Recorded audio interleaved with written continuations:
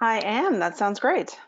Okay, so hello everyone and welcome to today's webinar brought to you by the Canadian Professional Sales Association. My name is Kate Wongseeker and I'll be your moderator. Please note that you have been placed on mute for the duration of this webinar. You may participate throughout the webinar and ask questions during the Q&A session at the end using the Ask Question function in your GoToWebinar dashboard. Hosting today's webinar is Carrie Corderillo. Carrie is an experienced instructor and sales coach. She has spent over 20 years working in B2B sales and sales leadership roles. Carrie has led large-scale development initiatives to transform sales cultures, which have improved customer experience and sales achievement. Her previous experience includes management training, organizational development, product management, and human capital management consulting. Carrie holds a Master of Adult Education and also maintains her Ontario Certified Teaching designation. Now, without further ado, I'll hand it over to Carrie to get started. All right, thank you so much, Kate, and welcome everyone. Welcome to Communicating to Influence Buyers. This really is one of my favorite sales topics because what we're really talking about here is buying psychology, the human side of selling.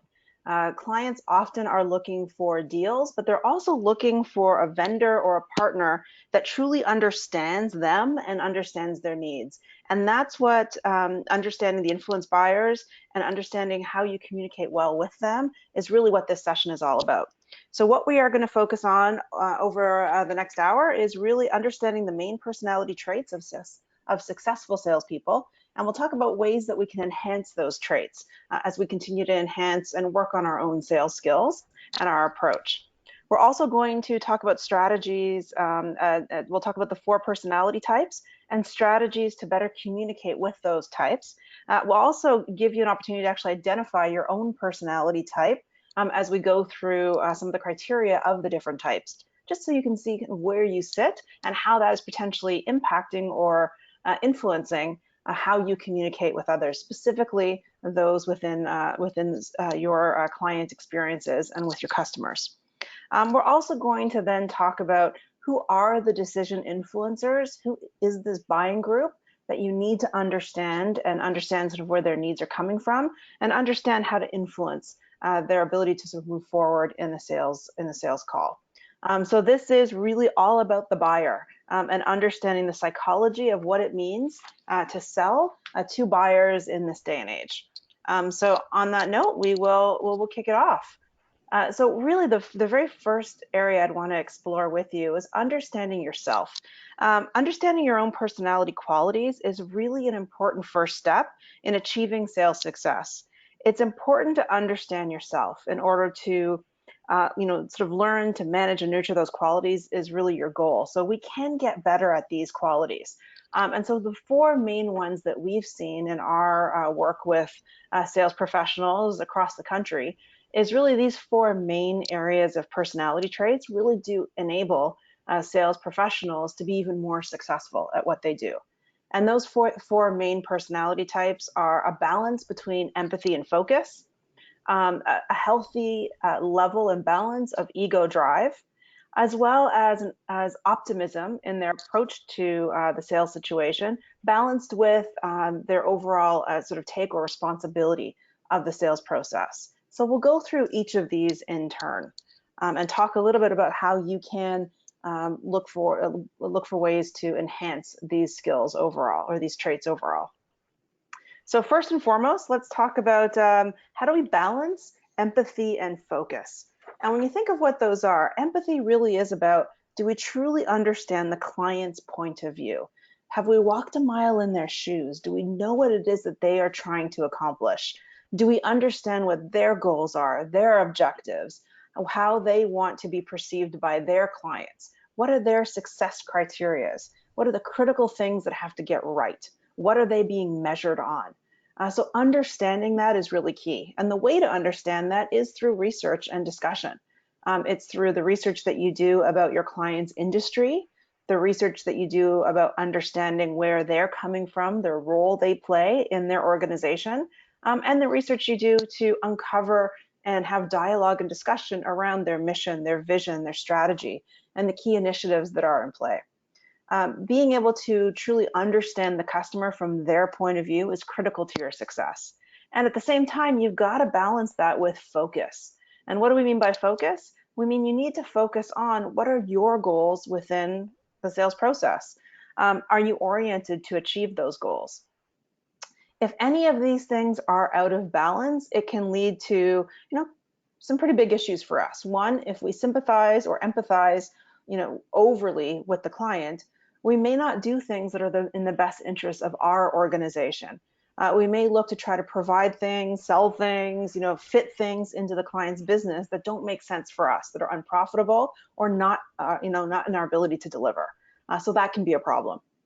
If we're out of balance and focus too much on our own goals and our own ability to succeed, then that can come across as disingenuous. It can come across as, we're trying to sell to the client as opposed to sell with them. And, at the end of the day, clients, they love to buy, but they hate to be sold to. If they think that there is an underlying motive other than their own best interests, in our approach, then that can definitely lead to issues. And it can lead to distrust, and it can definitely lead to us not moving forward in the sales process. So being able to balance both empathy and focus is a really key goal of successful sales professionals. And it's something that we've got to keep working on in every sales opportunity. In addition to that, we need to have a healthy balance of ego drive. And ego drive really is our need to succeed, right? It really comes down to our self-confidence and our desire to be successful. Are we driven to move forward? Are we doing everything we can to connect with the right people? Are we really talking about the value of our solutions? Do we believe in that value? And are we really focused on doing the right things at the right time with the right people, and really talking about things in the right way? So that's ego drive. The picture I have up on your screen there, for those of you who may not be old enough to remember, but that is Sir Roger Bannister. His claim to fame is he was the very first person in history to run a mile in under 4 minutes. And he accomplished that feat on May 6th, 1954. What was so important about that milestone in athletics, and frankly, in history, is that it was thought to be impossible. Basically, doctors were telling him that if you tried to do this, it is physically impossible. Nobody can run that fast. But he was able to accomplish that with help from his coaches and his teammates. He put together new practices. He put together new ways of training that had never been seen before with the help of that team. And as a result, they were able to accomplish what they did. I have a quote from Roger Bannister that I think is really interesting and helps to demonstrate what we mean by ego drive. This is what he said. My failure to win the 1500 gold medal at the Helsinki Olympics in 1952, when I'd been the favorite, was a huge knock to my pride, shattering to my friends and family, and to the great British public. He was British, by the way. I felt it was necessary to restore the faith that had been so shaken by my defeat. He was driven to succeed, and he actually leveraged his past failures to help motivate and drive and propel him forward, which I think is really interesting, especially as we think about how that applies to us as sales professionals. Do we learn from past mistakes? Do we truly take time to uncover and understand what potentially went wrong so that we can correct that, move forward with self-confidence, and move forward with more of a drive to succeed than ever before? So learning from the past and really focusing in on what we can do better is a key trait that many successful salespeople share. And then just to close off the story on Sir Roger Bannister, the other one fact that I think is really interesting, he was the first one in history to run the mile in 4 minutes. He did it, as I said, on May 6, 1954. But here's what I love about that story. After he accomplished this feat, 8 other people accomplished the same thing in that year. So he led the way, but it absolutely enabled others to succeed and follow in his footsteps.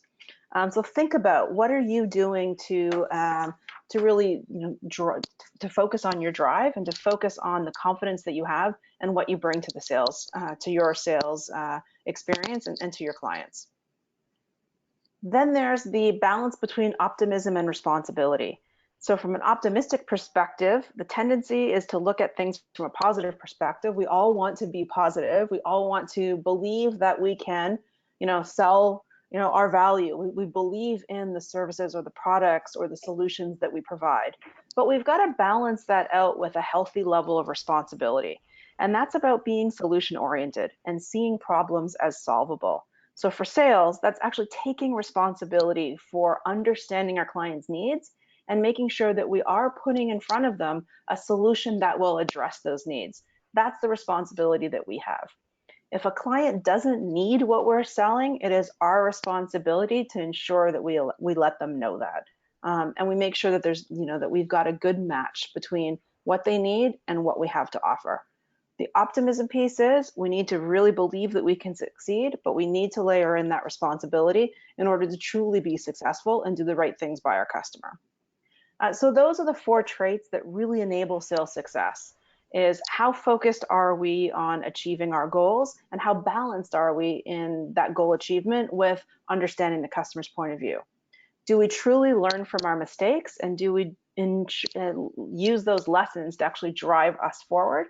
Do we have a healthy balance between optimism, confidence, and seeing things from a positive perspective, knowing that we can creatively solve any problem that we put in front of us, with the responsibility to really work in the client's best interests and to focus on what they need in order to solve their problem.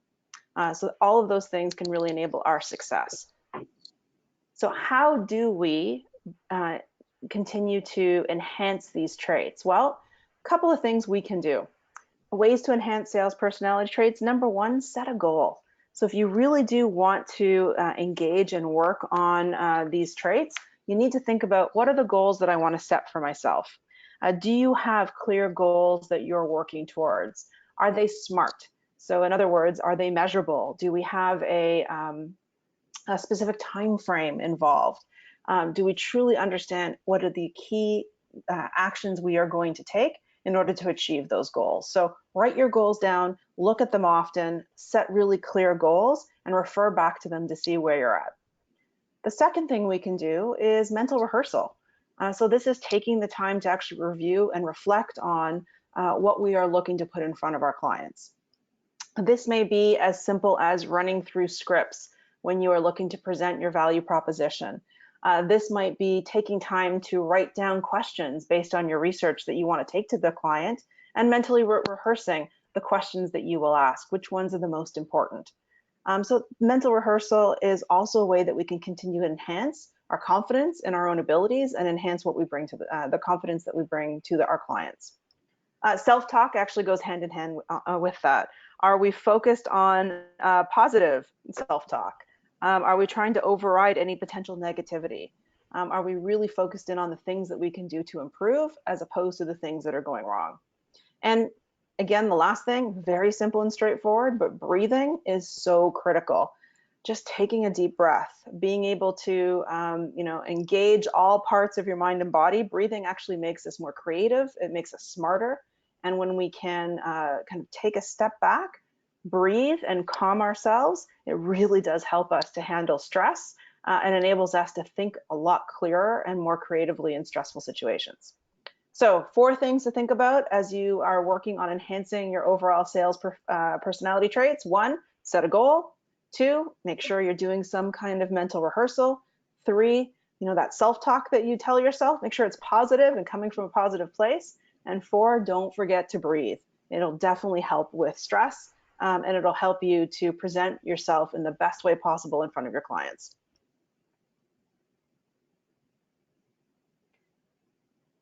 So that's looking at overall sales personality traits. Let's look at personality styles. This is something that really helps us to focus in on how we communicate with others, and equally important, what we pick up on in terms of the way people communicate with us. So personality styles, this is based on work that's done in social style theory. Many of you may have done different types of personality assessments in the past. Sometimes it's called, True Colors as an assessment. Often we do things like the MBTI to understand kind of where we fit from a personality perspective. What I love about this model, it is very simple and straightforward, and it is it's very easy to see yourself in one of the categories and to understand how that then influences the way we communicate with the world around us. So this is personality styles. The way that this works is based on your focus, whether you are more logical or task focused, or more emotional and people focused, that will depend on where you fit along the vertical axis. And then based on whether or not you ask more questions, whether or not you process things more slowly versus really focus on speed and focus on telling, that can then influence kind of where you sit along the horizontal axis.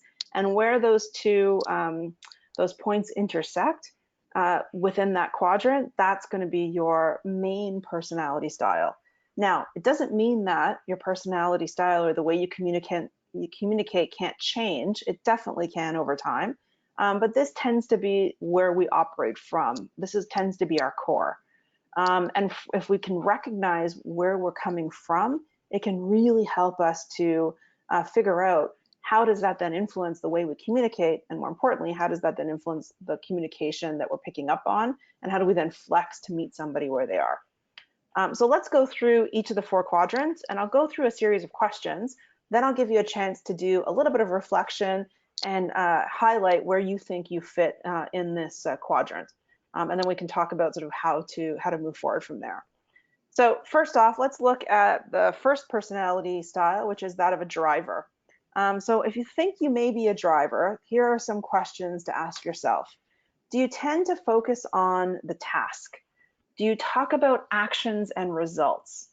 Really doesn't matter how you get to where you need to get to, but you need to get to that end result. That may mean you're a driver. Do you tend to be more business-like, or you rely on facts in order to make decisions? And do you use language that is very concise, precise, and organized in your thoughts and in your delivery? When you argue, do you come from a place of fact? This is what I'm thinking versus here's what I feel about this.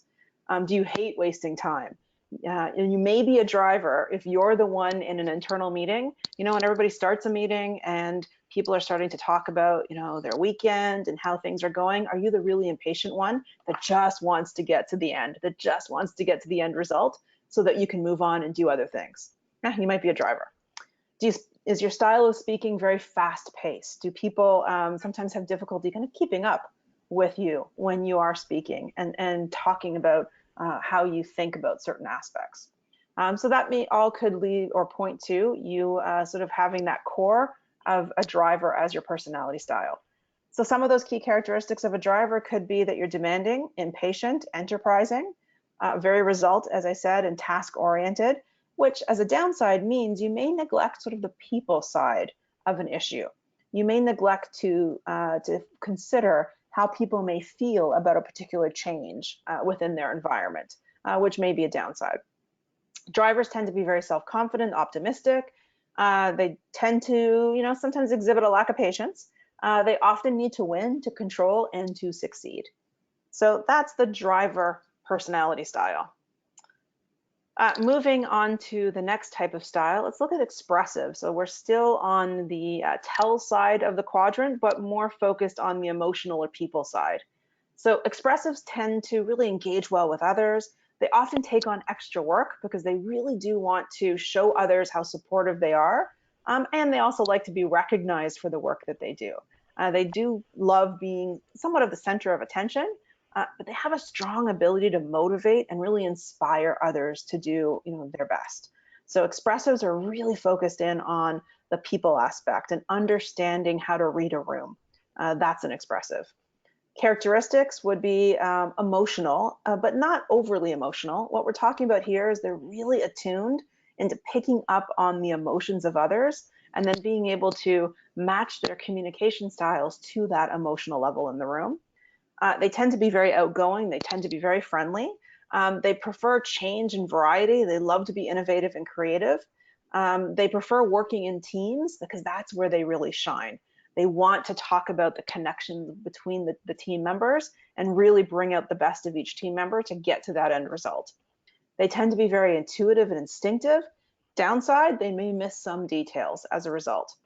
They tend to need to control decisions. As I said, they love to be publicly recognized and they want to be involved with others. That's where they get their energy from. So those are expressives. Now, if we move to the other side of the quadrant, let's look at analyticals. Analyticals are very logic and task focused, so they tend to be very good with details. They love having a very systematic approach to solving problems. And once that systematic approach works for them, they tend to stick with it. They often love data, right? They love understanding from a research perspective how things work. And data really then helps them to explain what's going on in their environment.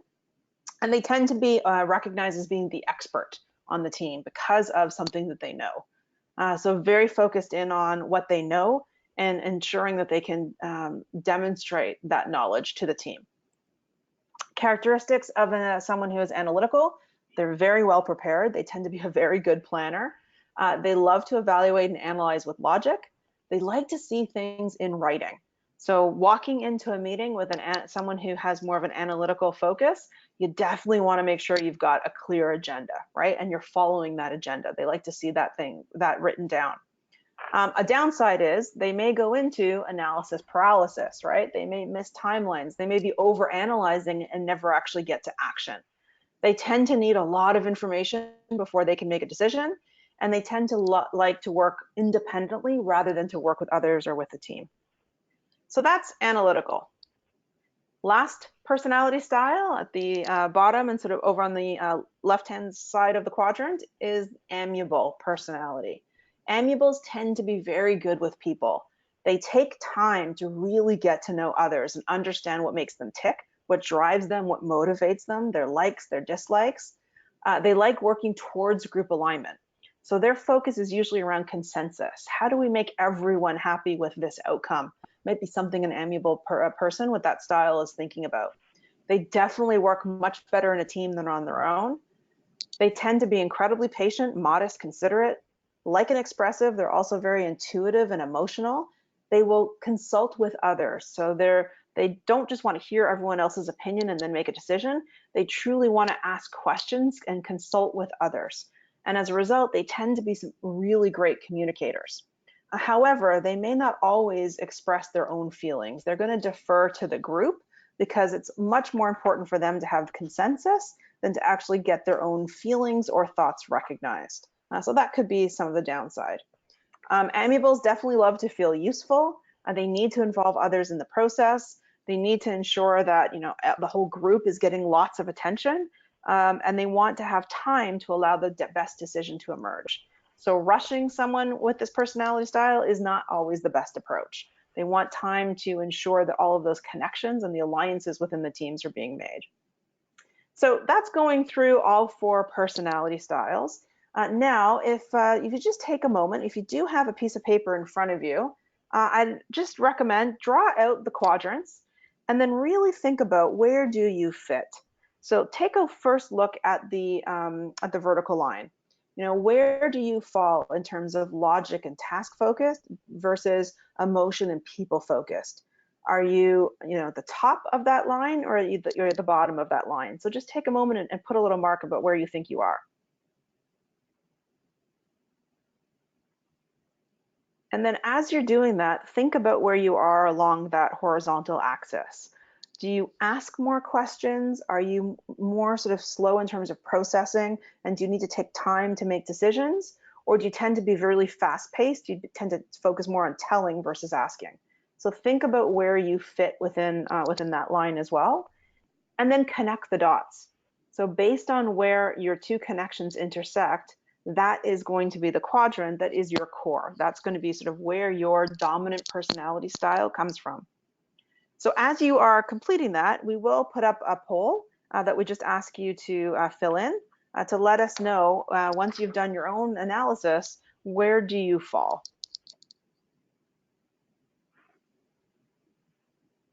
So we'll just give you a moment to complete that.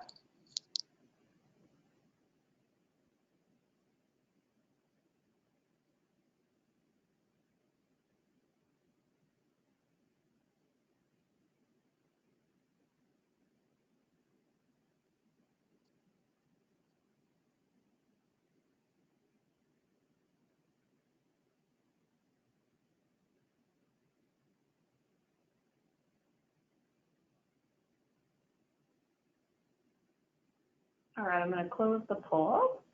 Okay, great. Let's see the results. Oh, okay. So we've got, looks like we've got mostly expressives on the call with a kind of an even split, it seems, between, almost even, between analytical and driver, with amiable sort of coming up in fourth in terms of our distribution. That's actually quite an even distribution amongst the different personality styles. Often when we are going through this assessment in class with a cohesive sales group, we often actually see one style become more dominant. And that's sort of an interesting outcome. It may be because certain styles gravitate towards certain types of sales teams, or it could be that leaders, sales leaders and managers tend to hire from people who seem to communicate or be more like them. So it could be, one or both of those situations.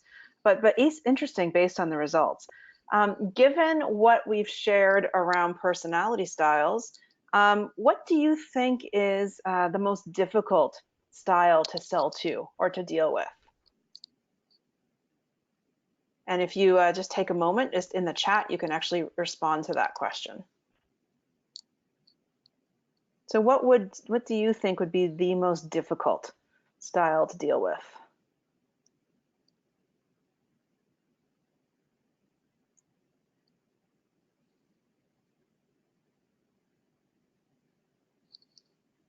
So Nicole has said driver. And Yeah, we got another driver and another amiable, actually. Oh, interesting. Well, and that's actually really interesting that you picked both of those different styles, because what tends to happen is that the style that is our core, we tend to have the most difficulty with the one that's actually opposite to us. So what that means is often amiables will have the most difficulty with drivers, expressive will have the most difficulty with analyticals, and vice versa. Just whoever is sort of opposite from you on that quadrant, on that scale. And in terms of, from a driver perspective, it can be extremely difficult because usually a driver is very pushy, very focused on their own needs. You may often not get a word in edgewise, but the best way to handle a driver is to actually let them drive, right? And to really sort of meet their pace. And really to enable that is you've got a list of questions, you're asking questions, you're focused on results, you're asking questions around results, you're asking them what's the outcome that they're looking to achieve, and you're really enabling them to sort of move at the pace that they need to in order to achieve those goals. So going through personality styles and understanding sort of where you fit is the first step. The next step is then to assess who you're communicating to. And if you can start to pick up on, some key tells from the people that you're working with or that you're looking to sell to, from a client perspective, then it can actually enable you to focus your communication based on the person that's in front of you. And I'm not suggesting in any way that we need to be anybody than who we are. We all have a core that we operate from, and that's absolutely critical. That's part of who we are. So we can't change that. But what we can do is flex our communication style to better understand who's in front of us and how can we help them to meet their goals? How can we meet them halfway? I often think of understanding your personality style. The metaphor I would use is, putting on sunglasses. So sometimes we put on those glasses and we don't really understand or think about the tint of the lens that we're looking through, right? But if we can just take those glasses a little bit off once in a while and just look through the lens, we can better understand where we're coming from.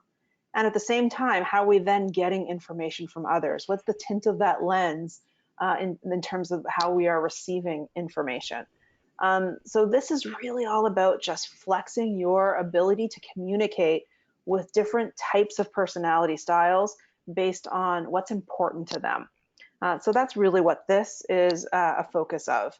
So in order to enable you to continue to do that well, let's just pull up, there we go. There we go. So we've got, sorry guys, hang on just a second.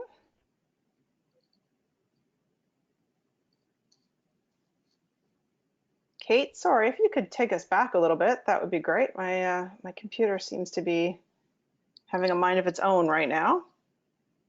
I'm There we sorry, go. there we No, go, okay. I've got it. There we go. That's better. Okay, so this is where I wanted to go with you. This is the Personality Style Toolkit. There is a handout that's available to you. You can see in the side in the handout section. It is also available on the Learning Hub for you. So this can enable you to take a look at the different personality styles, look at the characteristics that we talked about, where is their focus, and more importantly, what are their needs and how can we best deal with clients, stakeholders that exhibit that personality style. And here's what I'd recommend to everybody, just try it. If you think that you're dealing with a driver, meet the driver where they are. Gain some knowledge about how they react to your communication style as you shift and kind of flex it. If you think that something, maybe they're not a driver, maybe they are actually analytical, then again, use that data, use that what you're picking up on in terms of those cues or those tells to enable you to communicate more efficiently and more effectively with that stakeholder. So personality styles is one way that we can understand what an individual needs are and better understand their own personal and professional agendas as we start to better understand sort of what they need from us. So that's a key part of this. There we go. Okay, so let's test this out. Let's test what we just learned on personality styles. So here's a question for everyone. We'll give you a situation. Kim requires a somewhat faster, louder, and emotionally communicative relationship. What type of personality style do you think Kim has? We'll give you a moment to respond to that poll.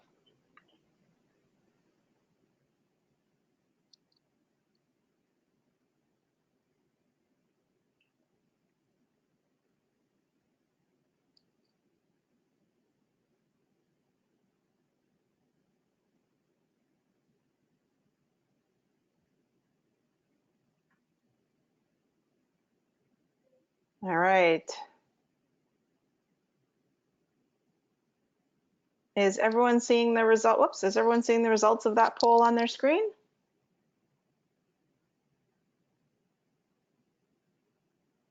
Are you able to see them, Carrie? I'm seeing it right at the top, but not in the main area. So it looks like it's being put out to everybody. So I hope so. It looks like what the answer to everyone has to that question is expressive. So Kim requires a somewhat faster, louder, and emotionally communicative relationship. What type of personality does Kim have? Most of you said expressive. You are absolutely right. Kim is exhibiting personality style that more equates to an expressive. So someone who speaks very loudly, speaks very fast, speaks more from a feeling, emotional perspective, and needs someone to connect at that emotional level. So you guys got it, and continue to leverage the Personality Styles Toolkit to help you with that as you continue to assess who's in front of you and what does that mean in terms of how you need to communicate differently. So we've gone through the 4 keys to the sales personality traits. We've gone through personality styles. That is absolutely critical in understanding what's important to the person that you are selling with, the stakeholders within your client's organization. Understanding their role in the decision process is also extremely critical.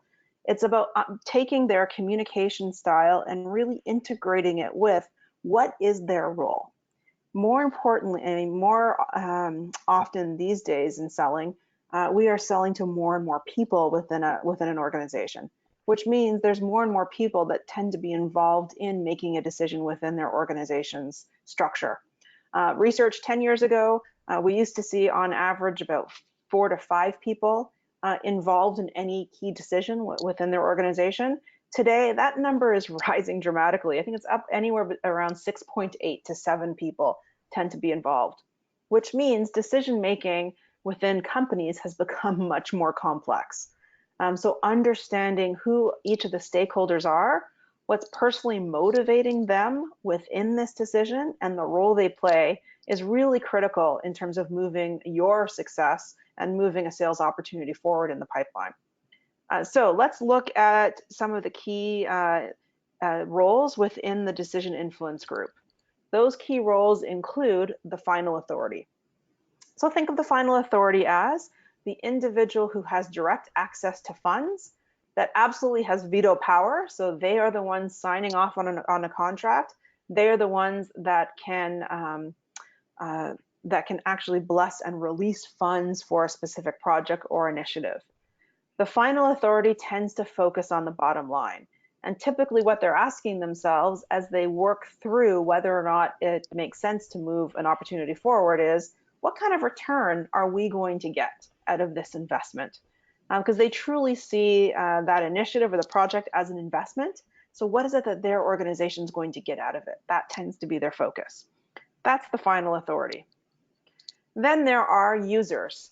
And users are a very powerful group. They're the ones who are usually influenced by the service or product that we are selling, or influenced by the outcome of what that service or product provides. So they have a direct access to the solution, the service, and they tend to be the one that supervises sort of the process that service or product goes through. Their main focus is really on getting the job done. And often what they're really thinking about is, how will this change, this new solution, this new initiative actually work for me? Remember, anything that you're looking to sell within your client's business is a change to the way they do business, right? A new solution means new learning, new change, new processes. A new service or a new service offering is a change within their business. So with that change comes uncertainty. So users in particular are a critical group to make sure that we are enabling them to work through that change in an effective way. So making sure that you focus in on who are the people who are going to be using your stuff, how are they going to use it effectively, and what do they need in order to be effective and efficient moving forward. So sometimes we forget about the users, really important group to focus on to understand what their needs are, because they have a lot of influence on whether or not a specific project or initiative moves forward, whether or not a specific solution or service will be bought by their organization. Then there are the advisors. The advisors are often the gatekeepers within their organization. Their focus is on what you have to sell, because they have a level of expertise. They could be the technical advisors, so they're really focused in on the technical specs. They could be financial advisors. So, someone from procurement, as an example, is really focused in on the specs of buying something from you and going through that procurement process. So advisors also play a very critical role. And this is what I love to say about advisors. They can't say yes, so they can't actually commit their organization to buying something from you, but they can definitely say no. So that's why we see them as gatekeepers. They can stop an opportunity, a sales product or service from moving forward in the pipeline, because if it doesn't fit within their specs, they can easily say no. And because they are brought in for their expertise, they are absolutely listened to. So think about, who are those advisors within your stakeholder group, specifically around some of the opportunities that are currently in your pipeline today. And then lastly, in every opportunity, you need to have a coach. A coach is someone who has a genuine interest in your success. And here's why. They don't just want you to succeed because they like you, or they like your organization, or they like your service or your product. They get something out of your success. They win if you win. And what they win could be tied to their own business or personal agendas. You bringing them in may actually enable them to do something different that they can't do in their current role. By bringing you and your solution in, it may give them credibility and enhance their overall effectiveness within their organization. It may lead to greater recognition for them. So there's something in it for them. And we can't forget to appeal to those business or personal agendas, specifically for our coach, because we need to leverage our coaches to help us sell to the other stakeholders in the group, because that's what a coach does. If they're inside the organization, they're absolutely helping us to figure out who are the different stakeholders we need to connect it with, what do we know about them, and what role do they play. If they're outside of the client organization, what relationships do they have that we can leverage? So I would highly recommend for every opportunity that you have, really, think objectively. Do I actually have a coach for this opportunity, and where do they sit? And how do you know if you have a coach? Ask yourself, what do they win if I win? Right? What if they win if my solution wins? And how can I leverage that relationship with my coach to enable me to know more about others that are in the decision influence group? A coach is always going to ask, what should you do in the account or inside to succeed? So they're really focused in on your success because it's going to enable them to do something different.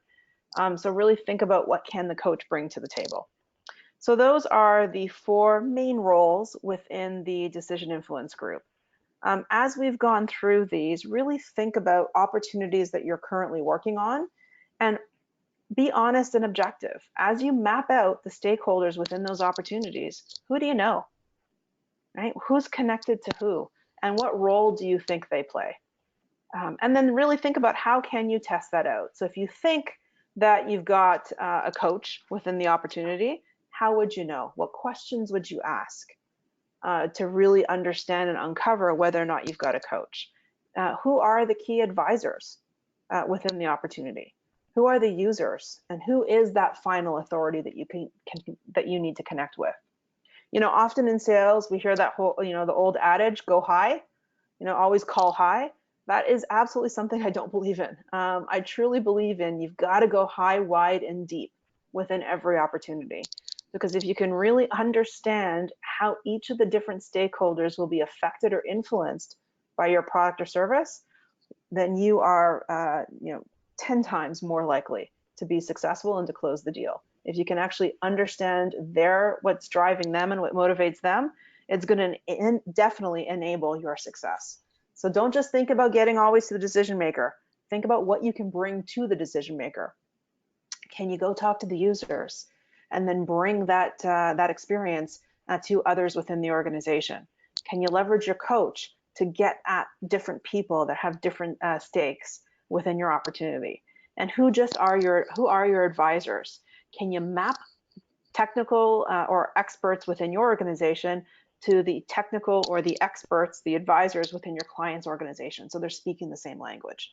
So understanding the different decision influence group stakeholders is actually going to enable you to develop a really effective overall relationship strategy. So thinking about that strategy in mind, what are some creative strategies for gaining access to individuals in that decision influence group that you don't have a strong relationship with? So how can you go high, wide, and deep, especially if you've got limited contacts within an organization? So I'll give you a moment. Maybe we can put that also up in the chat and then talk about people's responses. So I'll give you a moment to respond to that.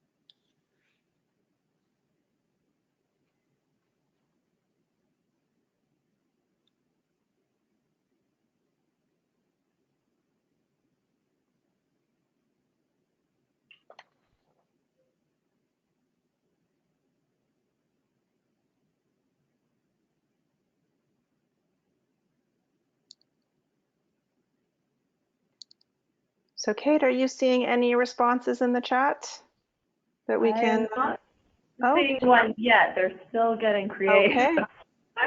You guys are still being creative on your strategies. I love it. Yeah. And this is one, by the way, that I often, as we do sales training across many different industries, this is one where we tend to spend a lot of time on, is just how do we gain access within a client's organization when we have limited connections. So what would that look like? And often what I tell sales reps is the best time to go high, wide, and deep is not when you have an active opportunity, but actually when you've either just sold something or when you have had something in place for a little while, where you can actually go and start proving the value. So that gives you something to talk about. So there's one strategy, and I'll give that one away for free. But it's about, how can you go in there and talk about the value of what you provide today. So, really think about within your client base, what is it that you provide to them now? What's the service or product offering? And what do they get out of that from you? How are you enabling their business? So really think about what is the outcomes and that impact of your service or offering on each of, the key stakeholders within your client's organization. And then what value do they see out of using your service, your solution? If you don't know, these can be great questions to go and ask, right? And just really start to map that out.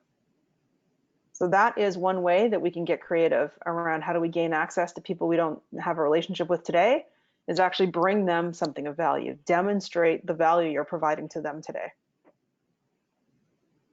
So we did have one person write in and they said, ask for sponsorship with people you do have relationships with. Yeah, absolutely. That one's spot on. That means leveraging your coach, right? So when you have a good relationship, you really want to extend that relationship as much as possible. So that means, asking where else can I go to have conversations? What would this look like for me? I was working with one, just to share a story with you all.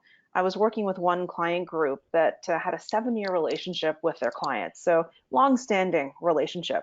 They sold an IT product, an IT service to their client base. It had been very successful. The IT team loved the solution.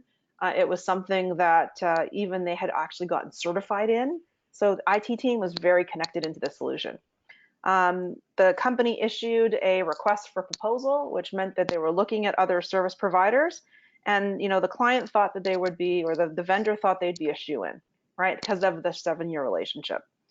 But what happened was they stayed very siloed.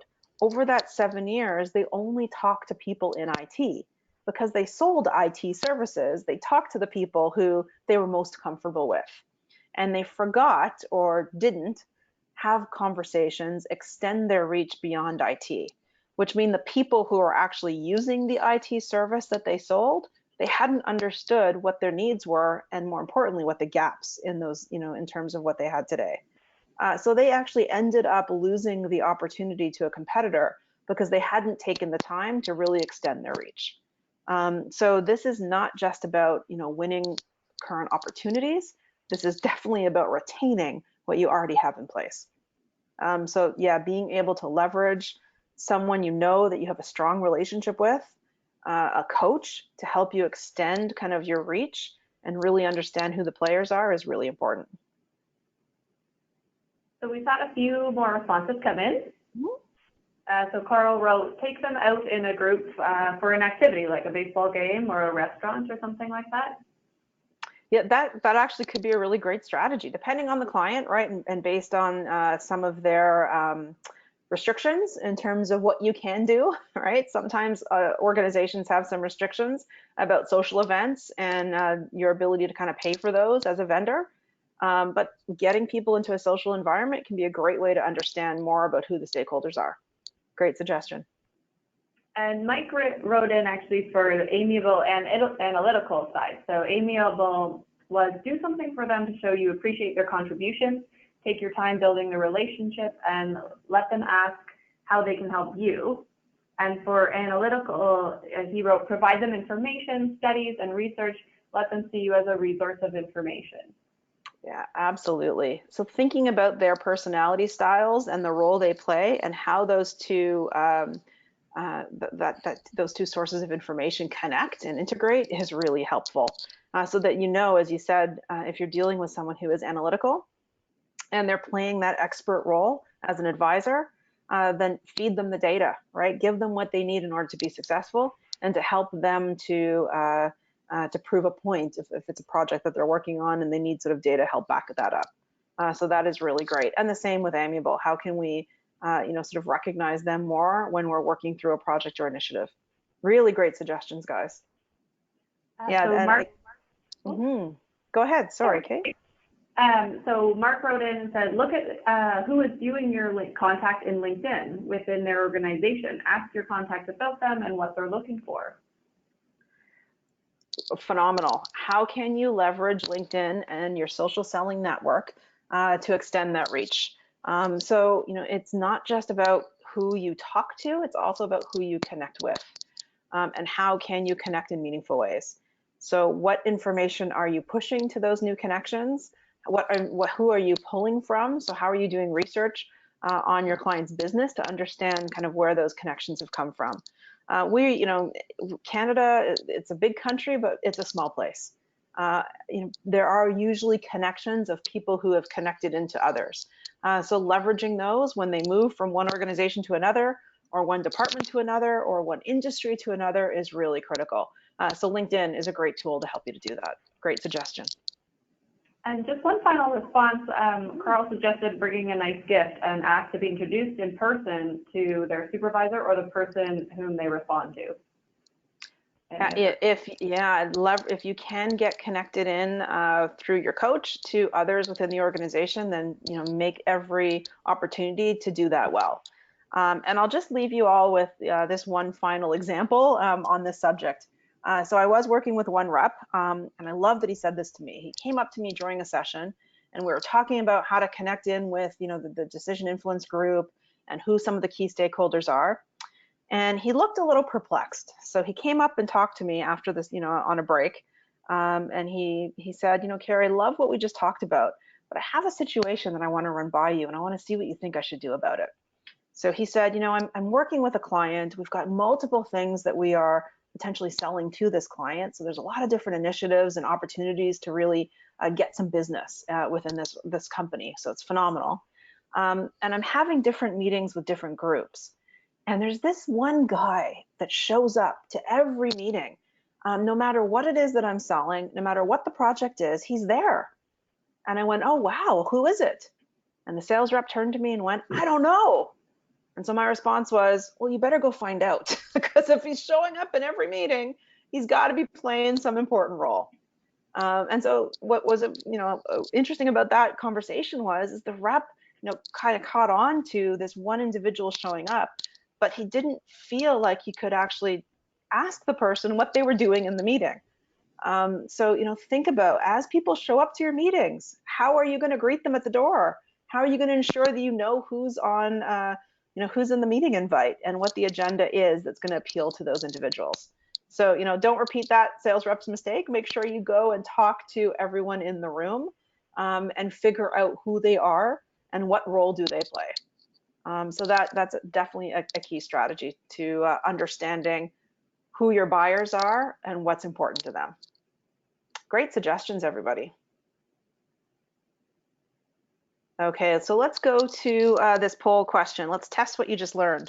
Which of the following aligns to the decision influencer role of the advisor? So I'll go through 4 different potentials. Number 1, they are focused on the bottom line.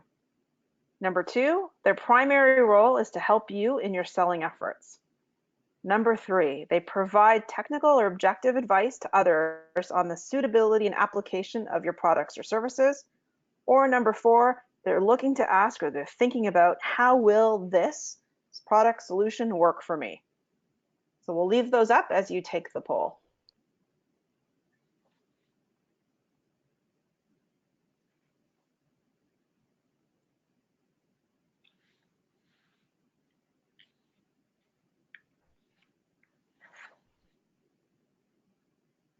And Kate, I'll wait for you to highlight the results. Oh, you guys got it. Provides technical and objective advice to others on suitability. That is definitely an advisor. Remember, advisors are the experts. They're being invited into this project or initiative because of something that they know or some level of expertise that they have. So in order to really sell effectively to an advisor, you have to give them the information they need in order to make some type of technical or expert decision. Which may mean connecting them with someone in your organization that has that same level of technical expertise that can help them to sort of make that happen. So really think about, what is the information, what's the data, what's the story that I'm sharing with each of the different stakeholders. Really great. So we've talked about this already, as you've talked about some of the different strategies to appeal to the different stakeholders that you're selling to. But really think about, how can you uncover personality styles as you're working through the sales process, and how can you start to map out who the decision influencers are and how they're connected to each other. One way that you can do this is by stakeholder mapping.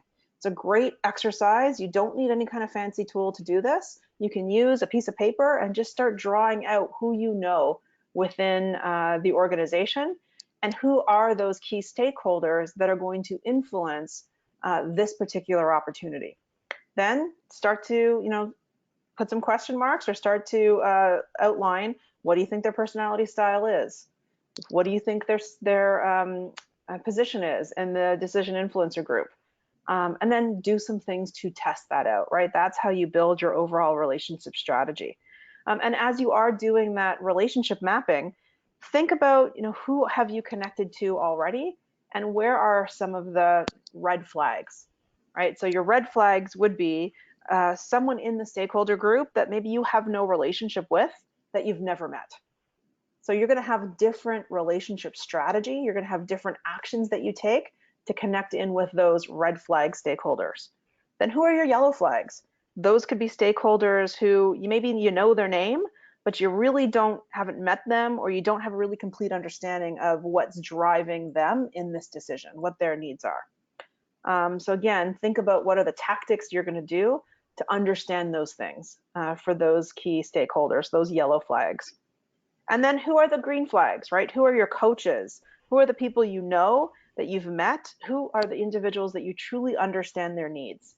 And then how can you leverage those individuals to help you go high, wide, and deep within your client's organization? And remember, this will change. Stakeholders will change for every opportunity.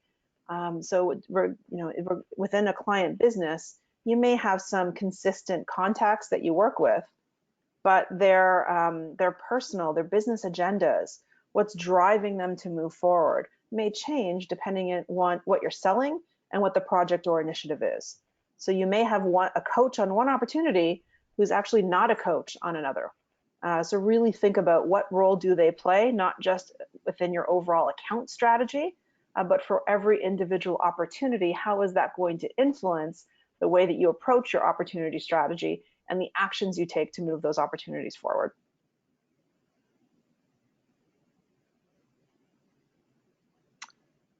Any questions at all from the group? We've gone through the main traits of sales success. We've talked about personality styles and how that they definitely influence your communication as well as how you perceive communication from others. And we've talked about really understanding who your key stakeholders are and how do you make those connections between all of that intel to enable you to put together a really solid and effective relationship strategy within your account. So any questions that I can answer at this time? So while we wait to see if any questions come in through the Q&A area, we did have Carl reach out with a little story. They said, I recently got a customer out of a jam with a machine that they had by providing a contact I had who was able to fix their problem right after I leveraged my action in order to get introduced to someone with a higher position. Oh, I love that. So you were able to solve a problem, Carl, and at the same time leverage sort of that situation in order to get additional connections within your client's business. That's a great example. It's a great way of going high, wide, and deep, and leveraging all the opportunities you have in front of you. I have one rep that I work with. He shared this story with me that I thought was really interesting. He said that when he goes into client meetings, the way that he manages sort of the human side of selling and the way he really picks up on the different stakeholders and what he thinks their needs are and their personality styles is he tends to run the meeting, run the agenda, and then he has a business consultant, like a solutions expert that comes with him, and he asks the solution expert to actually jot down and make notes on people's personality styles and who said what, and how they said it. I said, that's an interesting tactic.